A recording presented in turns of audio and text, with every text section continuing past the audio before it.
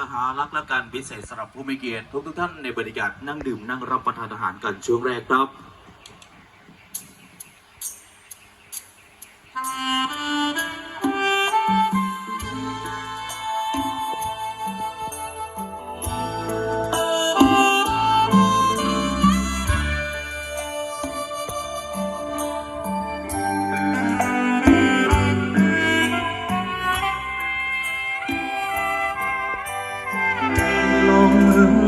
เรือมาหารักสักคนรวยหรือจนให้ใจรักจิตตามน้ำและร้อยลำเพสอดสายตาแลหา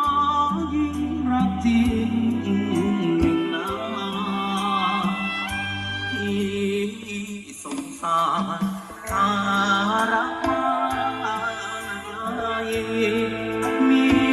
สองได้ให้ทานรัก